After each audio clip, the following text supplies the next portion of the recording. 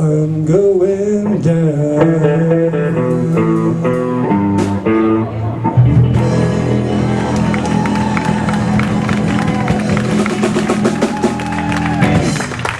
Mr. Brent Crowder. What do you guys think?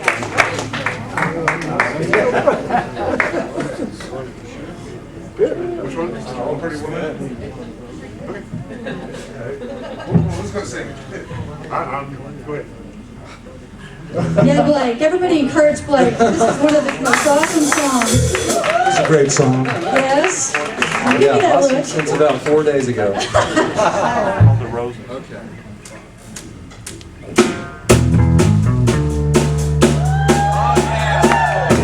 What did I tell you?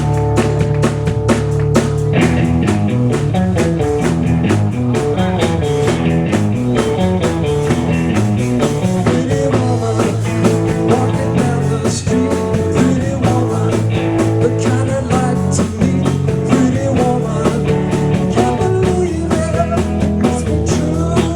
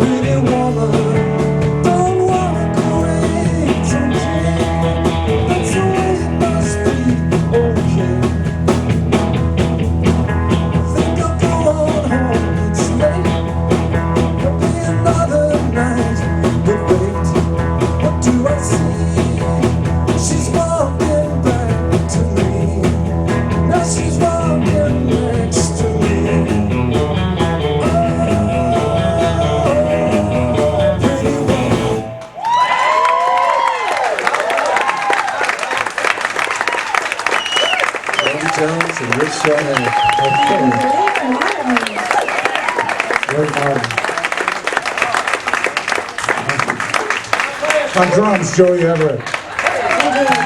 Susan Call is our vocalist. Okay, George, let's get you guys up here, and we'll open the floor to any questions while the guys are getting set up. Now wait a minute, how do we follow that? Sure problem. No, I think we'll take questions.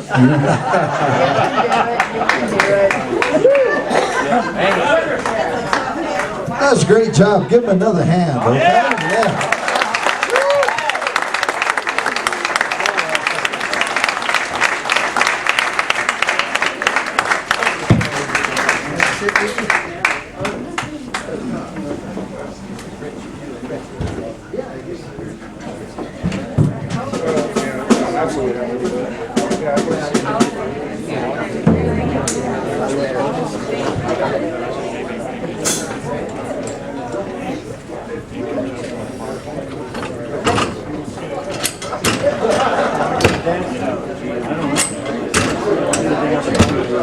a couple of commercials while we're setting up.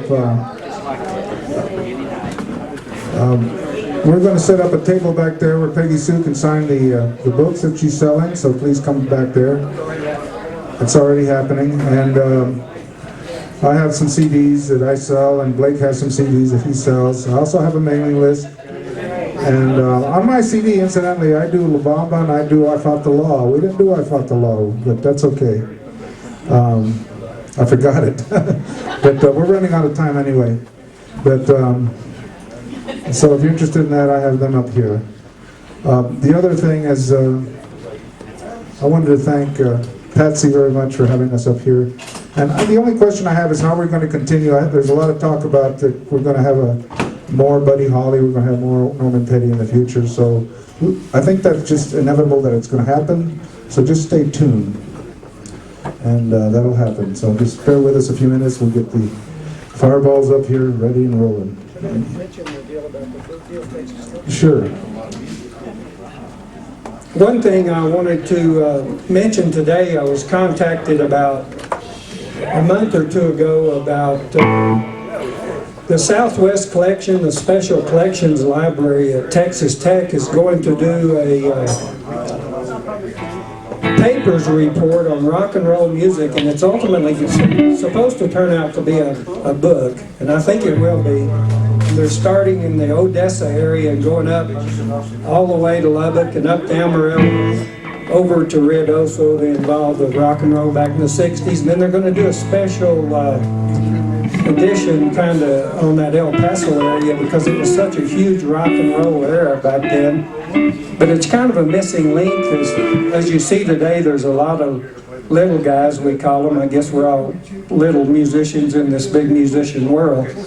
But these papers and the book that Texas Tech's going to do will pick up and include all of the different musicians out there, and it'll be a great book when they get it done. And we're going to interview with them on the 21st of this month. They're coming to Ruidoso, and then I'm going to send them down to see Rick Kearns down in El Paso, and they've been working over in the West Texas area, so it ought to be a great deal. Thought that you'd like that for some information.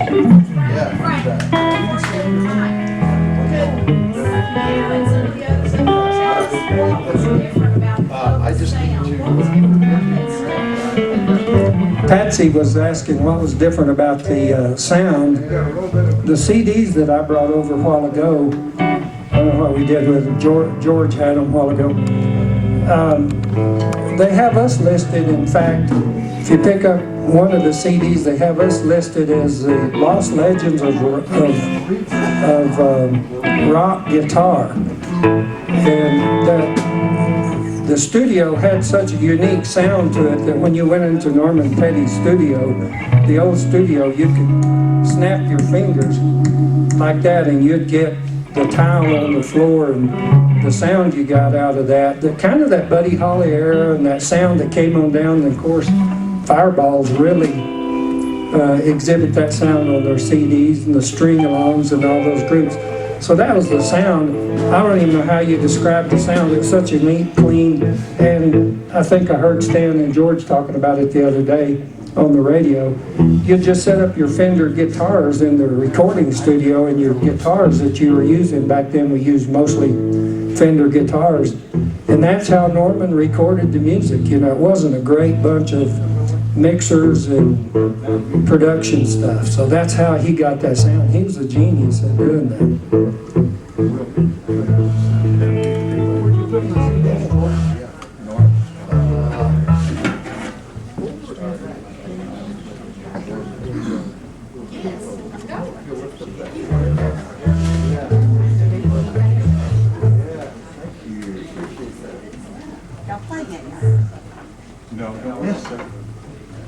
I'm going to give you my version of the recording studio, and it's because it was analog and because of the fact that when you play guitar and you can actually feel the vibrations. You know, we got the old records, the 45s, and we'd get one that we just loved so much we just have to listen to it over and over and over. Well, now everything is digital, and you're not getting that vibration. You're getting a beautiful, perfect sound, but you're not getting that feeling. And Norman Petty built that studio with the curved, waffly walls where you could actually feel it. And in the real world of professional musicians, if they were in LA or they were in New York, they'd go in there probably for 3 hours. That was maximum, because everything was union, and which they had to belong to if they were going to record there. And then they were through. They either got it or they didn't get it. And with Norman Petty, with the producer that he was and the ear that he had in his little studio, he could work on it all night until the traffic started up. And that was one of the reasons. Everybody said, well, why does he always record at night? It was because the traffic interfered with the sound, and the windows would vibrate a little bit. So that's my theory.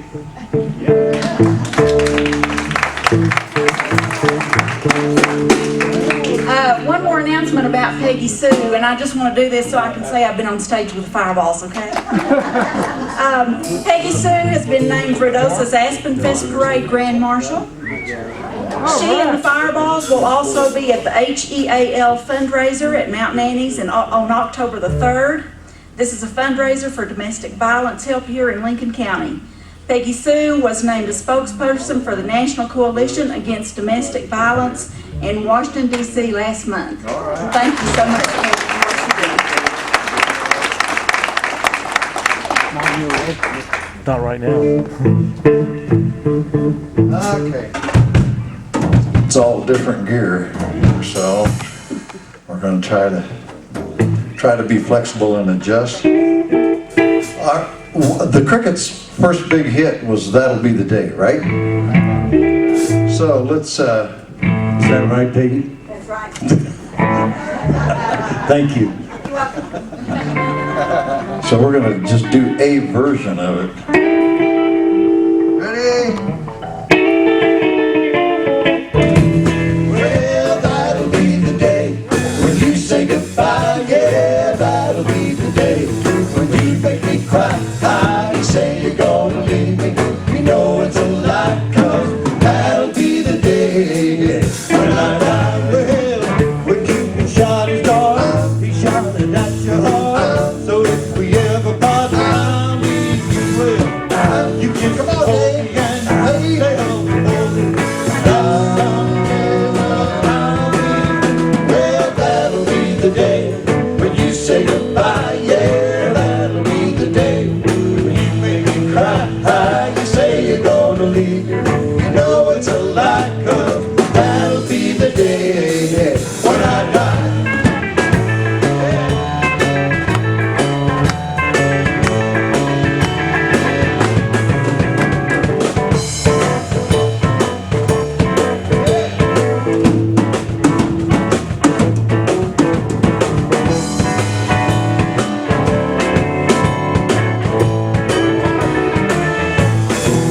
Well,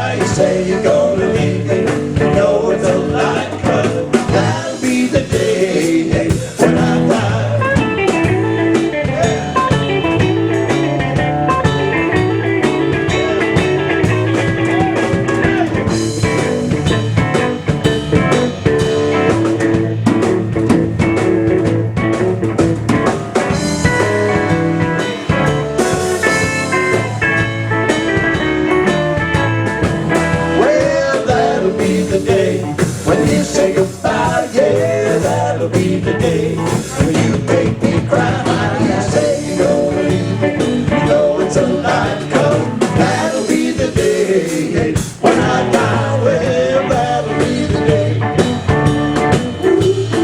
That'll be the day. That'll be the day. That'll be the day.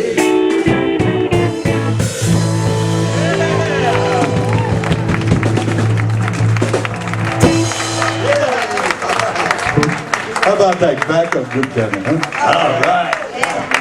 Oh, yeah. Yes.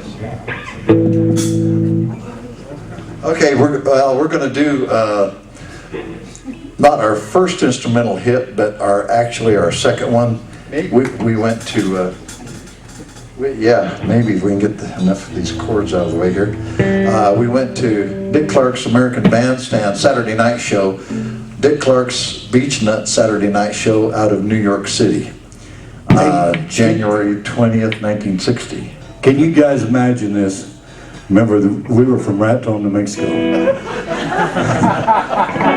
It even gets funnier. In New York City, these four guys from Raton, New Mexico, come on. You know, I mean, you talk about culture shock, my Lord. Still is. We got to do this one at the Dick Clark Beach Nut Saturday night show, which was on 42nd, wasn't it, George? Mm-hmm. Yeah, I think so. It was one of them streets. Yeah, it was on a street in New York. Real close to Times Square, where the Denny's right across the street, so we could relate to something, you know. Anyway, this one took us there. It's the one called Bulldog. We hope you remember it. All right. We got to have a little room. We're going to do some 1958 choreography with this, okay?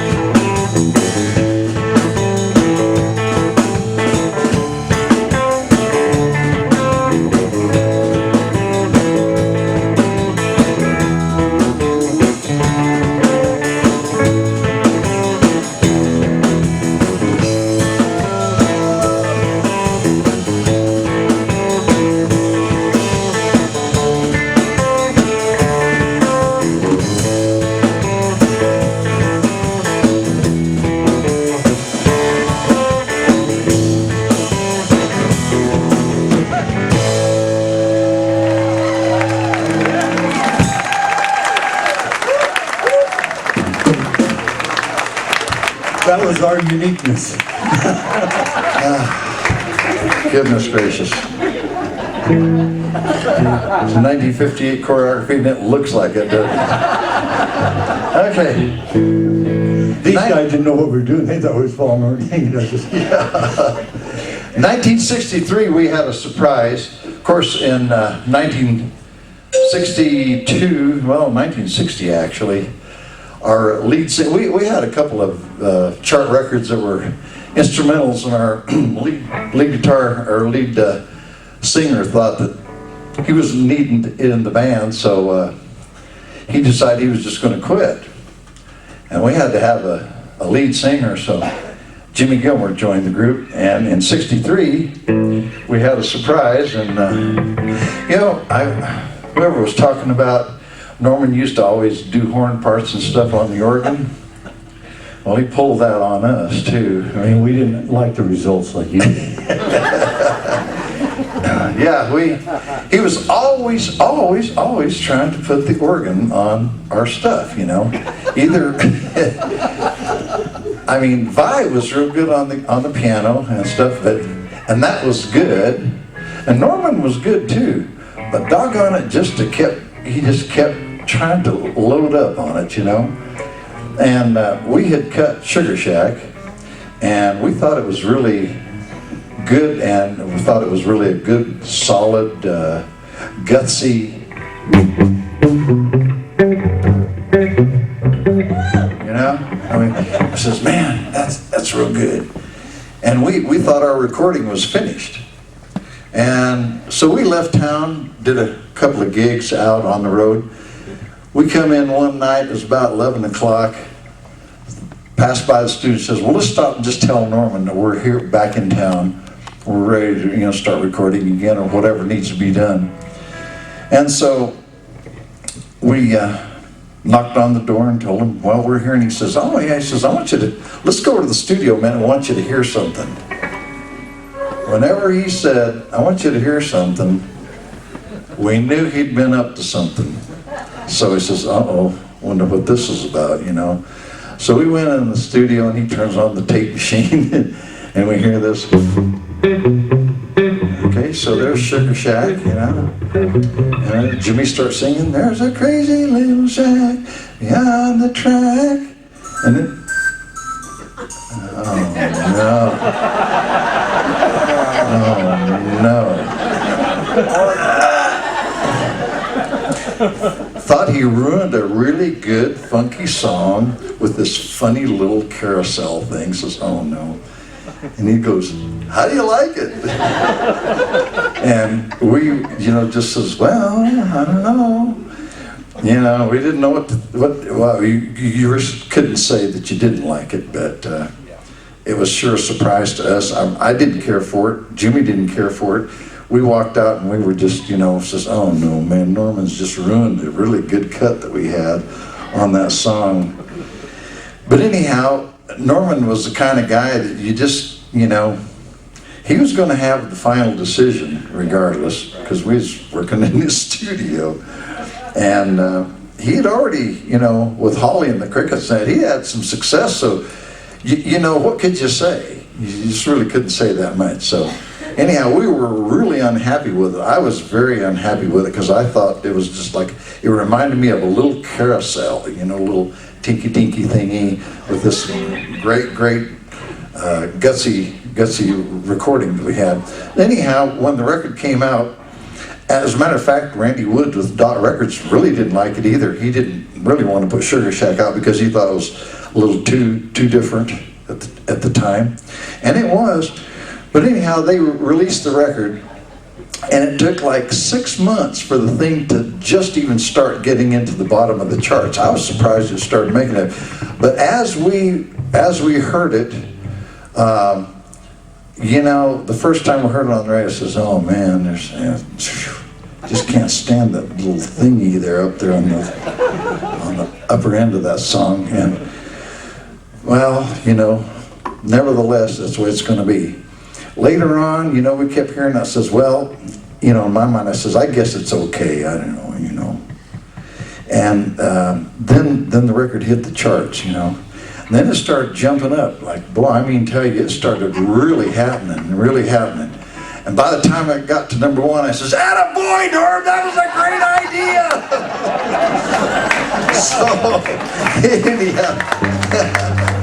So when you hear this song and hear that little fluty thing on the end, think of Norman Petty as another winner. George, I never have told you this. Okay, uh-oh. People come through the studio, and I'll ask them if they know who the Fireballs are, and they'll say no. No. Well, do you know the song Sugar Shack? No. And I'll go, doot, doot. Oh, I know that song.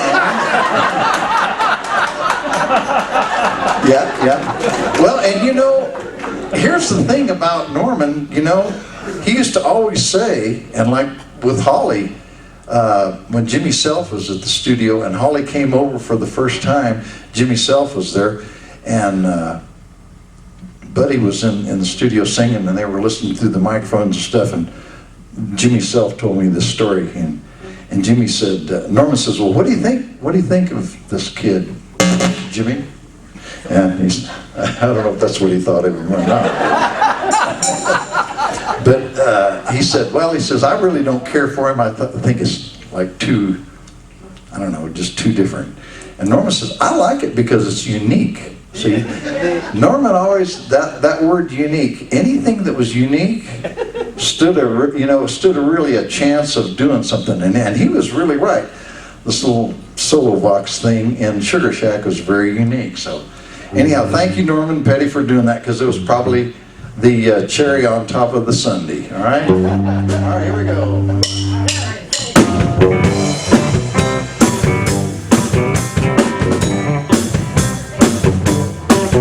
There's a crazy little shack beyond the track. Everybody calls it the Sugar Shack. Well, it's just a coffee house and it's made out of wood. Espresso coffee tastes mighty good. It's not the reason why I gotta get back into that Sugar Shack. Oh baby, to that Sugar Shack. There's a cute little girl, she's working there. Black leotards and her feet are bare.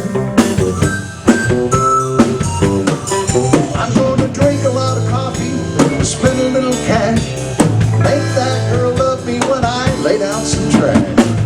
That's the reason why I gotta get back to that Sugar Shack. Oh baby, to that Sugar Shack.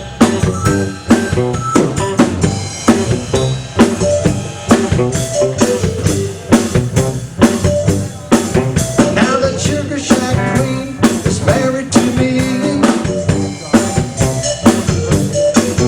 We just sit around and dream of those old memories. But one of these days we're gonna lay down tracks in the direction of that Sugar Shack. Yes, me and her, well, we're gonna get back into that Sugar Shack. Oh baby, to that Sugar Shack. And since we're playing at Mountain Annie's tonight, Ron, you want to do that little version you have?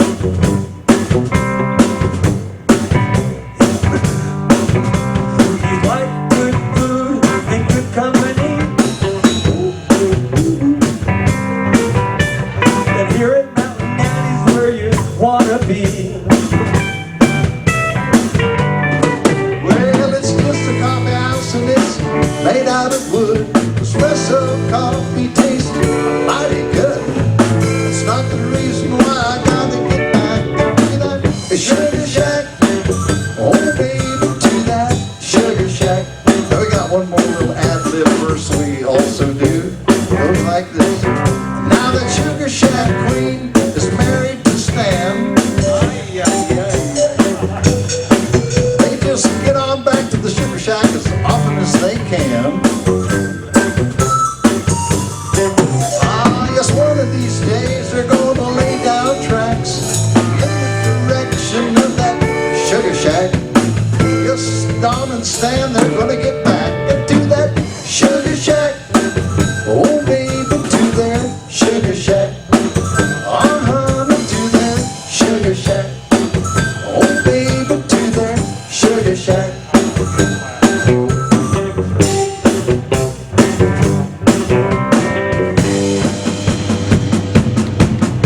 And another top 10. And we want Marilyn and Dave and Peggy. You want to come up and sing this with us? And anybody else who wants to come up and sing it with us. Lloyd Call, maybe the Martins. Come on, Marilyn. 1, 2, 3. Bottle of wine, little wine. When you gonna let me get sober? Leave me alone, let me go home. Let me go home and start over.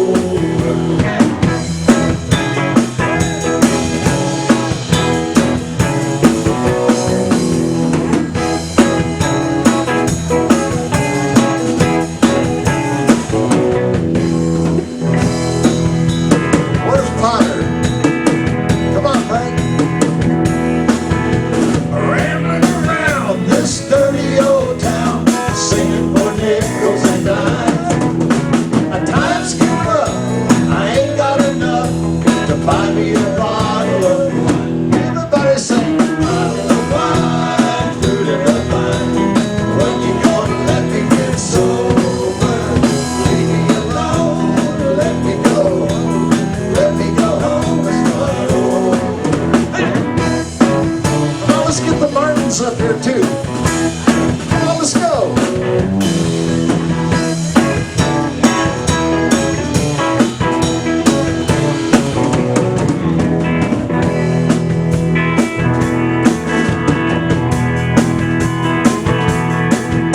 A pain in my head, there's bugs in my bed. My pants are so old that they shine.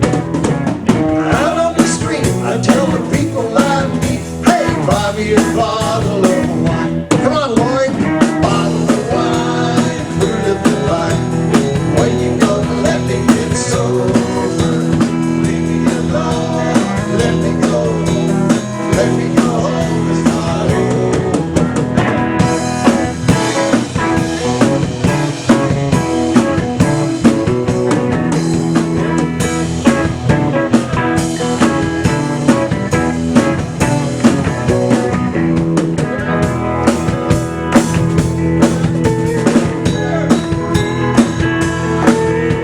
A little hotel, older than well, dark as the cold in the mine.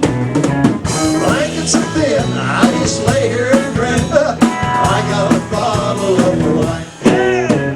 Bottle of wine, fruit of the vine.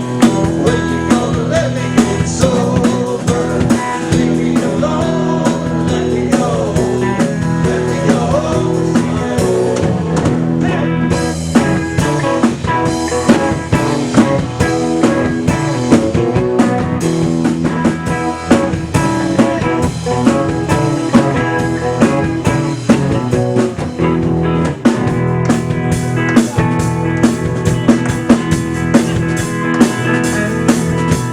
Preachers may preach, teachers may teach, miners may dig in the mine.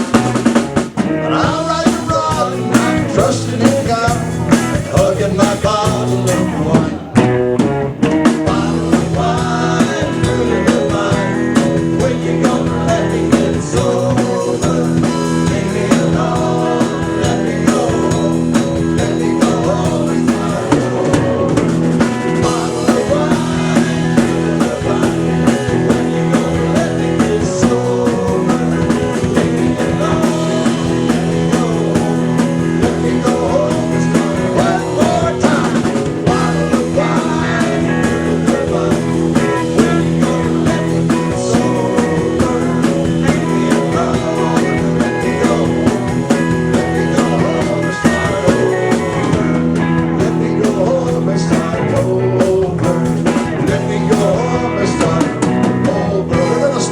Tonight at Mount Manny's. We'll thank you guys. The 7th Street Legends here, ladies and gentlemen. My goodness, the Martins, Don Lark, and the Roses, and Peggy Sue. And we thank you all very much for being here today. And I believe we've got one more song. Don't you all leave because you're gonna do a song for us now. Right? Okay. So stick around. All right. Johnny Cash. Also, I want you to ask. For Wesley. It'd be great if you do it. He's his godfather, Wesley. Let's let them do that. They want to do that. See, yeah.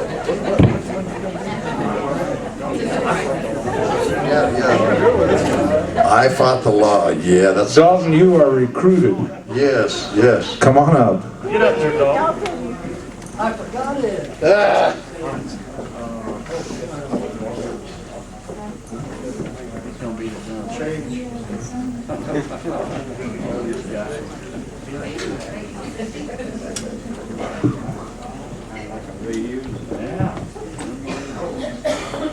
We'll play for us. You want to do this?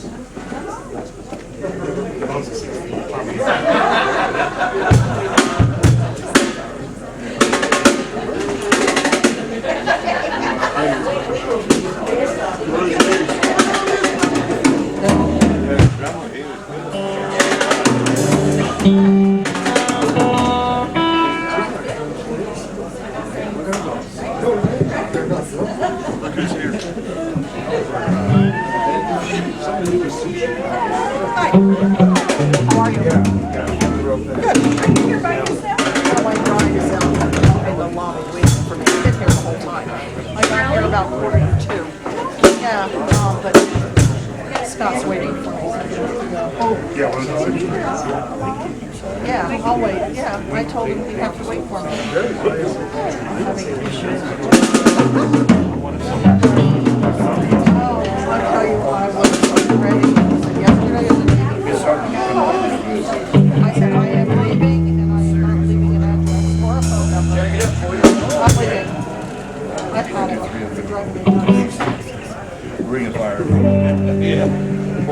Well, as you were told earlier, we got Dalton Powell, the original drummer with Bobby Fuller 4. Nice program. A true hero. And Dalton and I played in Moonpie for a long time too. He recorded our second album with us. So we're going to do a classic Bobby Fuller song. Thank you all for staying around. Are you going to the, It's a cricket song? Yes, Sonny Curtis wrote this song. He was with the Crickets. And Sonny Curtis probably made some money on this one, but I think he made more money. He wrote the theme song for the Mary Tyler Moore Show. So that's where the cash came in. So we're going to do I Fought the Law. Hopefully we can get the high notes.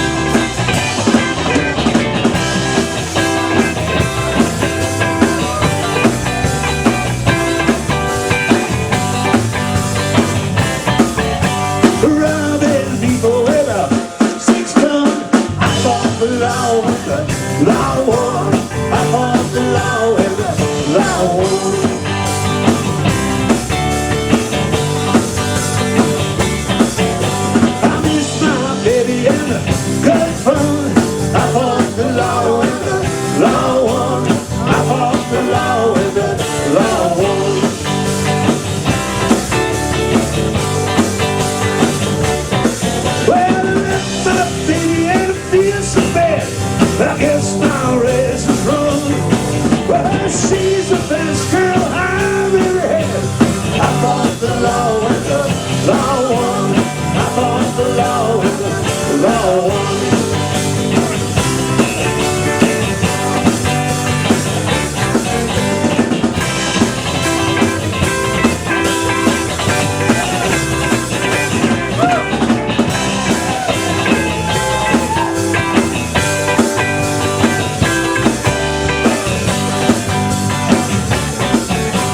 robbing people with a 6-gun. I fought the law and the law won. I fought the law and the law won.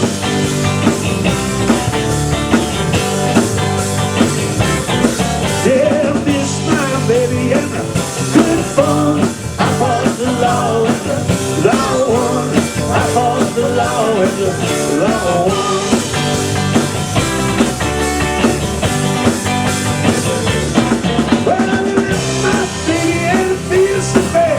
I guess my race is run. Well, she's the best girl I've ever had. I fought the law and the law won. I fought the law and the law won.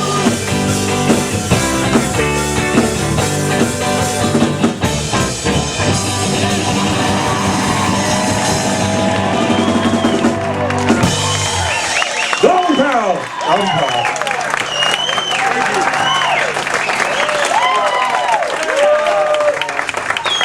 Thank you so much, Dalton. That's our program for tonight. We're going to get a little photo opportunity up here, and we'll thank everybody for coming out and supporting us and being part of this. It's been very special. Can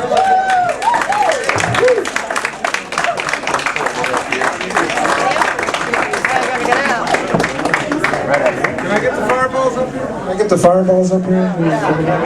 The only chance I get to be famous. I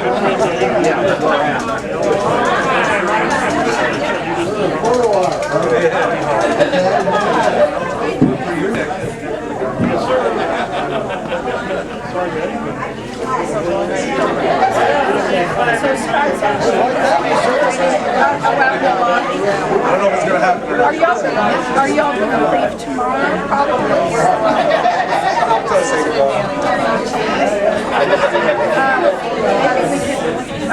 Yeah, whatever, call me. Call me. Are you gonna meet them at 4-7 in our house?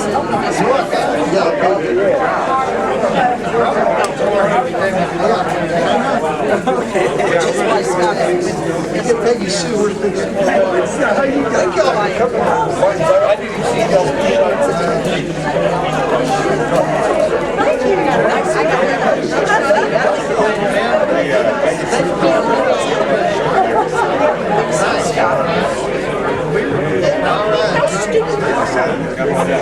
Pardon me? Yes, sir. Did you say that you had to do work with Jim? Sure did. 5 years. Yeah. 1960. Jim Reese, not Reed. Jim Reese was a lead guitar player for Bobby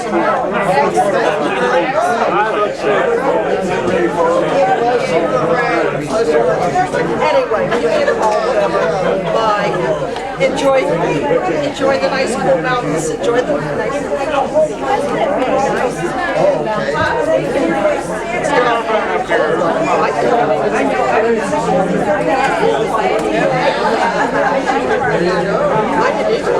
I mean, this is the best thing I've done. I don't know where to dinner. Oh yeah, oh good, I remember. I started high school in 1960. I remember all these songs. I was there. I know, we're all in the same thing. I was there. That's what I grew up on. I used to go to beach parties.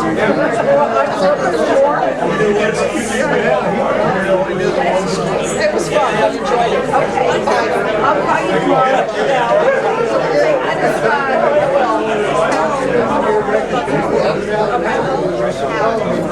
Well, it's easy when you get the right. I let him know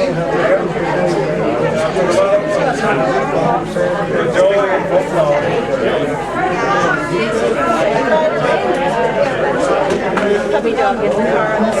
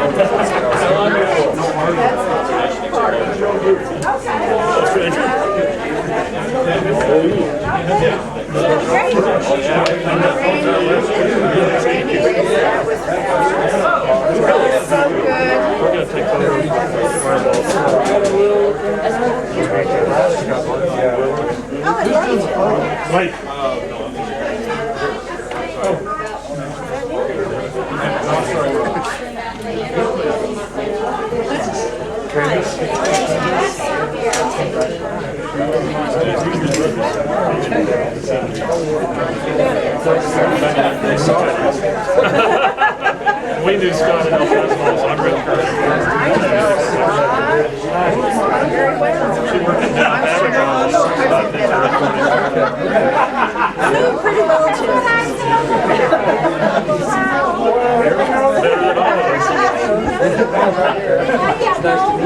I really enjoyed it. So you live here all the time? You sit out here. Clean up in the cabin all the time? Yeah. Years ago. Good cabin. Scott's down in Marble Falls. Selling real estate, building websites, runs going to France like a month ago and going to some band. They've never seen Steve Carter. During the whole concert, they had a big screen behind the band. Featured Scott. He went over about 8%. Last time I saw Scott play was in El Paso at the El Paso Coliseum, and he was playing with a friend of mine's sister. Nice little country rock band, but I can't remember the guy. I can't remember his name. He used to play Pistoleros and stuff, but anyway, he was playing there. Scott was part of that group that night. He's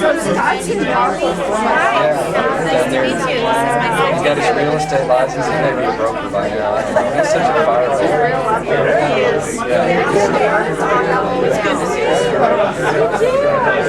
I met him when I was in Italy. He was in Italy.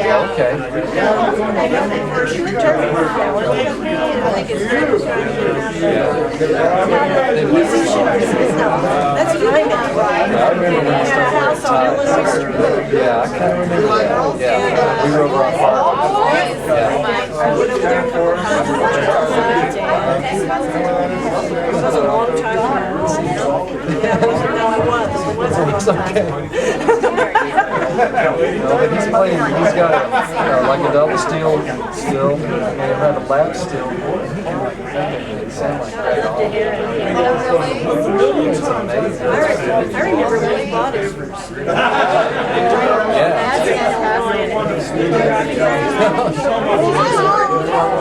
He plays with a lot of different bands. He's just kind of a freelance style player now.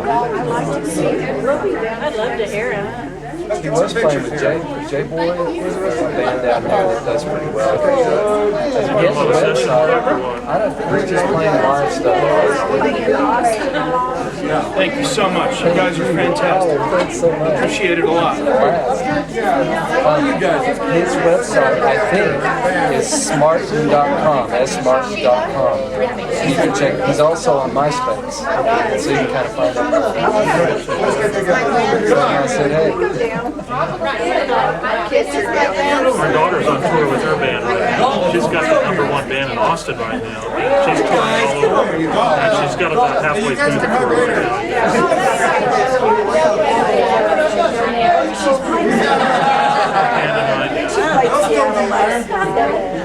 San Francisco a couple nights ago. I mean, they're bouncing a bunch. Rick, get pictures here, camera. Where is it? There, look for it.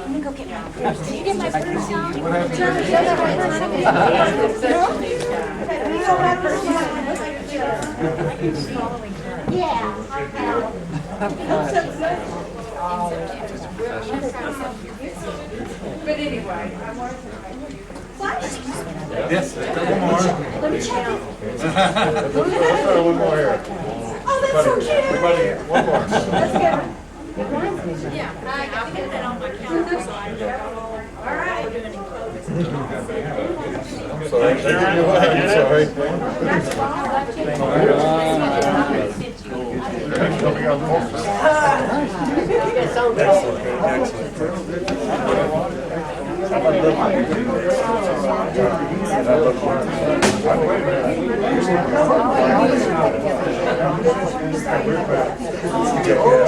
I bet.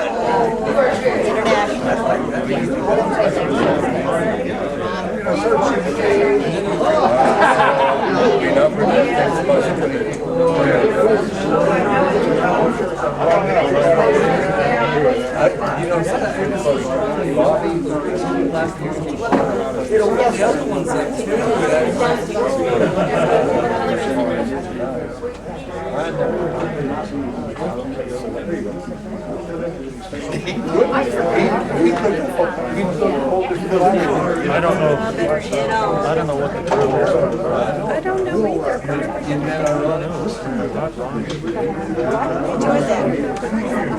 Well, maybe we're not. I'm packing to go home. Where's your car? Oh, okay. Know where that is? I do. Now, where you guys from? El Paso. There's a group that my husband and I are totally nuts about they're going to do grapevine. Really? We will be there. Palace? I don't remember. Grapevine Palace. Maybe the Palace. We're going to the Palace on Main Street. Grapevine is right in the middle of the Metroplex, but it's a cute little town with an old Main Street, and it's got an old theater called the Palace, and they've redone it. And they have people play their old group we're nuts about right now. It's called Del Castillo. They're out of Austin. Del Castillo. If you go to their website, it's delcastillomusic.com. And most in Spanish, but fantastic. And the two Del Castillo brothers are, I think, the best guitar, like flamenco duo. They are beyond incredible. We're like groupies. We're going to go see them in San Antonio in September and then Austin in October. We really are like groupies. Gotcha. Check them out, especially if they're going to be in Grapevine. Yeah, they are. I remember that was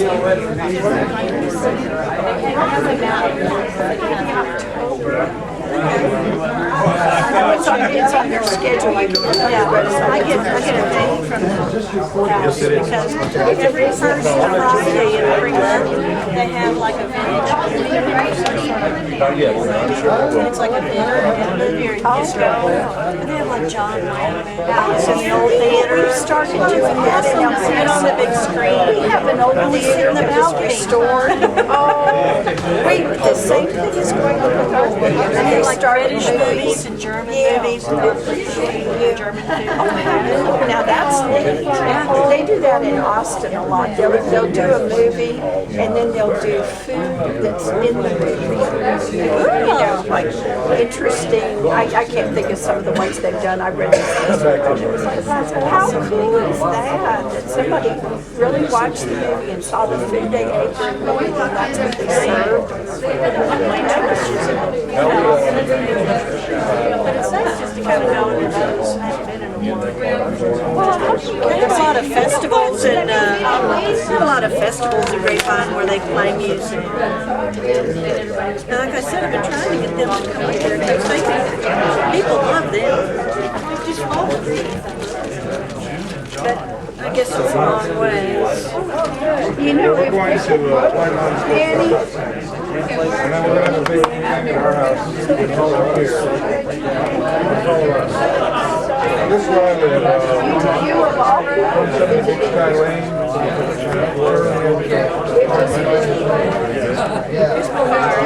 Flying day around, keep on from El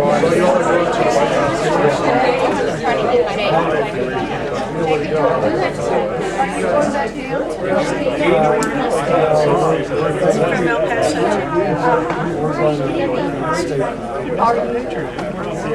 I sure would like to get together. Get luxury.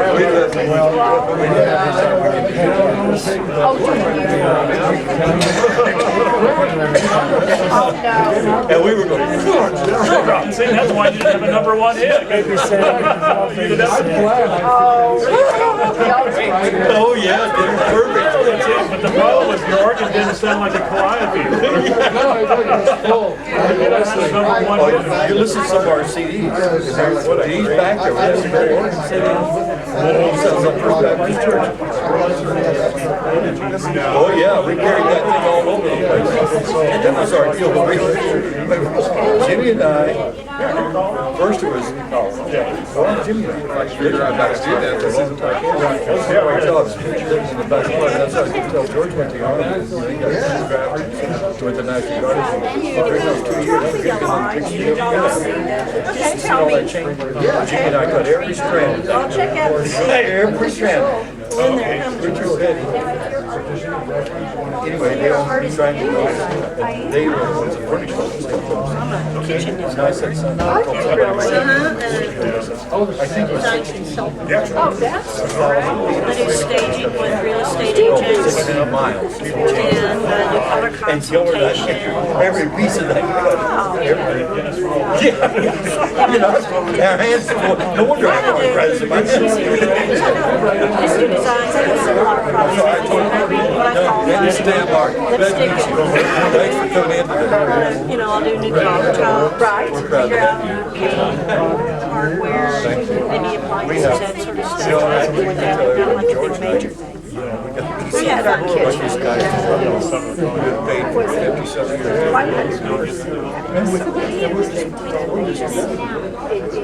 I wish I could afford to reduce some of that. Well, I have like people come in and Japanese cabinets, just putting in like roll-out trays. I got Oh, yeah. Double the size. Oh, good for you.